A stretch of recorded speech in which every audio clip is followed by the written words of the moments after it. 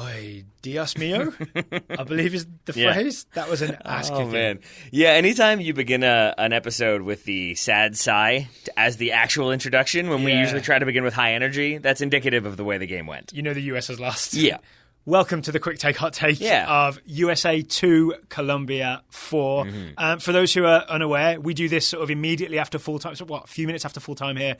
We'll have a full review of USA 2, Colombia 4 later this evening. So the long take is coming later. This is our immediate reaction. Yes, it is. I don't know where to start, except to say that we don't have a Hammers and they have a Hammers. Yeah, that's definitely part of it.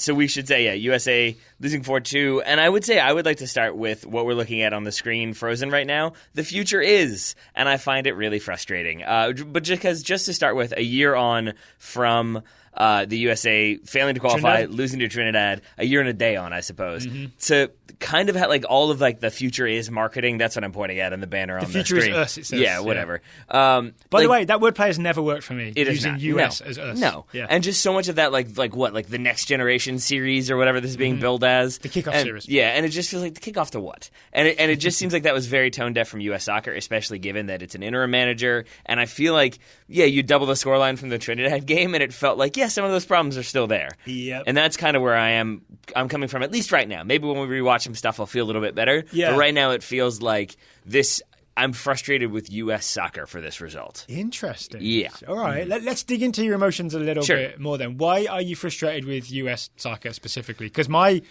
beef would be with maybe Dave Sarachan and the fact that a lot of problems that I think you and I spotted on TV, like the fact that they absolutely worked our left backs, right? Yeah. First Anthony Robinson and then Ben Sweat both got worked by the overlap from Arias. We don't quite know how they managed to do that so regularly, but it was clearly a thing that was targeted and happening. That's the thing. I would change the verb from worked to targeted. And I think that Colombia watched footage from the Brazil game and saw that the U.S.'s left side was vulnerable and could be had and was had. And my frustration is I agree with you completely that it was obvious to us, and it feels like Dave Sarachan either didn't address it, didn't see it as an issue, or thought he addressed it, or the players just didn't do what he wanted. Either way, it's an issue. And I think that's where I go back to my frustration is with U.S. soccer, is that yes, he got some results early on, but the more we've watched Dave Sarachan, the more we watch Dave Sarachan, the more we've seen that he doesn't have the ability to adjust on the fly. He doesn't make some of the changes that we would like to see made, and it feels like, again, he's an interim manager. And so U.S. soccer a year on,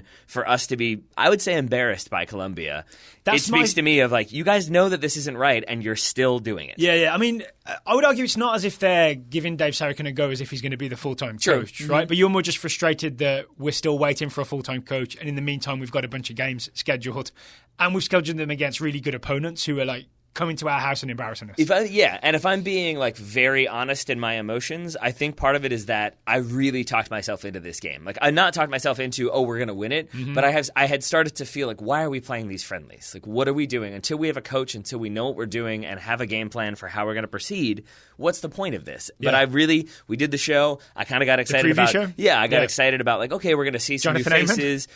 John, I can't wait to see Jonathan Amon. He's going to be so good. But I felt a little bit up for this one, and it felt like, okay, we're seeing some things. There's that comeback. That's really exciting. Yeah, there was a 10-minute start here where we were like, all right. But outside of that, I think all that is to say that at the end of it, I just feel sort of had. I feel like I got myself like, okay, it could be exciting. It could be a good game. Is it because you tried to watch this at 7:30 p.m. Eastern? That could be. That's why. I suckered in 20 minutes early. No, it just feels like I was starting to feel like, what's the point of this until we have a manager? But I talked myself into like, okay, maybe it's going to be good. I believe in the team. And then here we are. And I think because I had that belief, it's that much more frustrating. Okay, I don't disagree with any of those emotions. Okay. How about that? But I can't help my head going to the idea of how we got this so wrong and managed to concede 4 goals. Sure. And the thing that sticks in my head is whenever I saw the US in their shape in the first half, it was like when Colombia had the ball, the US seemed to be in a sort of 4-2-4. And we had Bobby Wood, and then Julian Green, I think, was supposed to be like a number 10, but he basically played as a second forward, right up alongside him. And then just to clarify, you're not saying like he was doing something he wasn't supposed to. We thought it was like a 4-2-3-1 with Julian Green there, but he oftentimes was like a second striker. Yeah, and we seem to try and put that pressure on them, right? So Wood and Green and Kenny Saif and Tim Weah would be up and put pressure. And I think there was too much of a big gap then between that front four and then Bradley and Acosta as the two centre midfielders and then the US back four. It was always too easy for someone like James to find space in between our lines. Yeah, absolutely. And I think like right there, you've just kind of hit the nail on the head. That it's too much space. That we had moments when our back line was maybe 5 yards from our own 18, and then we still had our forward line maybe 10 yards on the other side of the half, but it was still in a very rigid 4-4-2, which are 4-2-4, I suppose, which means there's tons of space between those lines. But then I would even take issue with you saying that like we were putting them under pressure. It felt like almost this like, we've got 4 people across the front. What will you possibly... Oh, you played past us? Oh.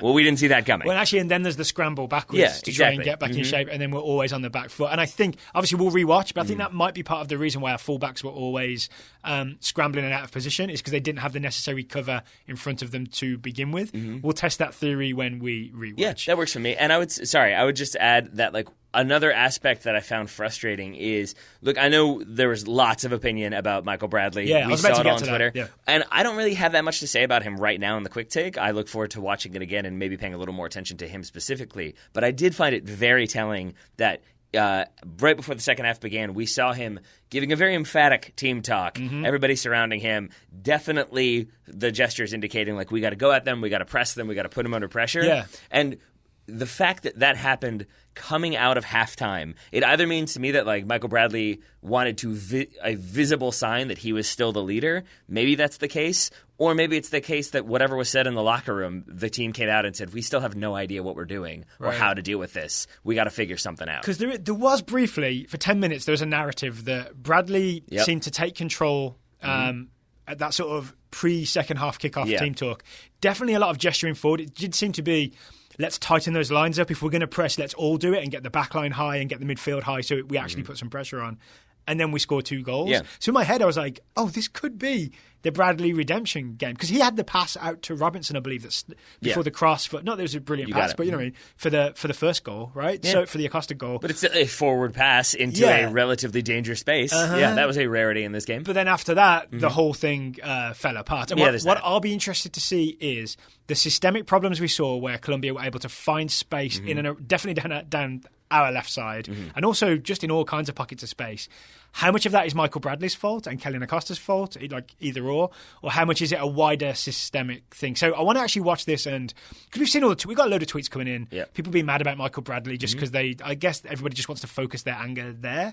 I'm not sure it's the right place, but I want to really pay attention and watch to see if he is to blame or if he was trying to cover holes that other people were leaving. Yeah. I'm excited to see that. I'm excited to see if there were more bright spots than I think, because right now, that's the other thing as to why I think I'm sort of like negative about this performance. Not just the result, but that like heading into it before kickoff happened, like we were really excited about the fact that we could name the USA's back four and their goalkeeper. We got that right. We got more or less the team right, but like that we knew that was how it was going to be.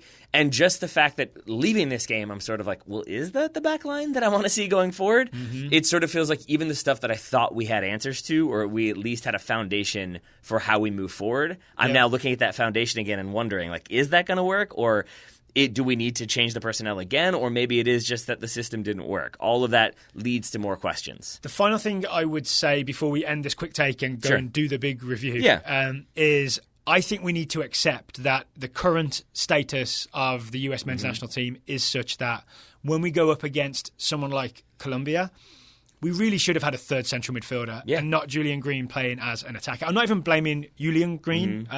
It's not his fault because he really is an attacking player, right? Yeah. That's what I really would have just preferred, like Bradley Acosta Trapp or Bradley Acosta Delgado or 3 centre mids to try and hold up that middle. Yeah. We tried to go a little bit more toe-to-toe with Colombia, and we got passed around. Yeah, 100%. And I think that we talked about this a little bit off air, but if you're playing what's that? I just thought of a pun in my own head. So. I was worried like what thing we talked about off air. Like did I curse? Did I yell a bunch? Is that what happened? Is that why you're laughing? Can I share it with you now so that I don't ruin the long show with it? I mean, you're already ruining the show by putting a pun in, but go ahead.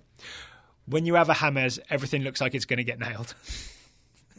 Is that a James hammer? Is that what you're doing? Yeah. That is a stretch, sir. That is a stretch. It is, but it's still you can't take good. one syllable of a word. That's you. All right, you're in the shame corner for a moment.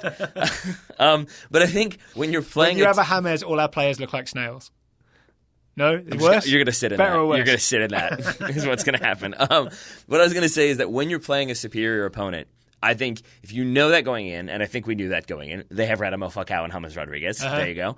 You can beat that team. Obviously, any team can win on any given day, but you have to be prepared. You have to have a plan. You have to know what you're doing. And if you don't do that, you're going to run into trouble. And it feels like the United States went at this game sort of thinking, yeah, they're probably better, but we might be able to compete. So let's just try some stuff. And it didn't feel like there was a solid game plan for what everyone was trying to do. And as a result, it constantly looked to me like everybody was just trying to put out fires. I'd slightly disagree with you, only to say that similar to the Mexico game, similar to the Brazil game, there was a plan. Yeah. The plan clearly wasn't working. And then we didn't really change the plan.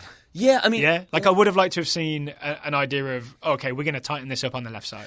Certainly, after 15 minutes. Certainly there's always going to be a plan. What I mean to say is that I feel like so many of the problems we saw were so consistently problems that it didn't feel to me like there was ever that next level of, okay, when this player goes inside, you're going to stay wide, but now the fullback's going to track him in. But if the situation reverses, like there wasn't that next level of the briefing. So it felt like mark James Rodriguez. And then as soon as he wasn't marked, everybody was like, oh no, we aren't doing plan one. Is that why we saw a lot of players maybe caught between this player and that player? I think so. And sort of in between players and half, and they just took advantage of it. Yeah. That's how I would phrase a lot of the problems for this game. It felt like they were set up in a system that they didn't quite understand. And then once they didn't understand, they didn't know how to deal with the issues because they've been told, no, you don't go out wide. But if there's a problem out wide and you've been explicitly told, don't go there, what do you do? You go there hesitantly. Exactly. And then more problems happen. Exactly. All right, that feels like a good point to end the quick take, hot take. We'll be back in, I don't know, sometime later this evening, possibly tomorrow morning, depending on what. There's a lot of rain here in Richmond, Virginia right now. We don't know what the weather's going to do. Yeah. You might even be able to hear it against the window. So the long take will either be out tonight or tomorrow. Thank you for joining us for the quick take, hot take. We'll talk to you again soon.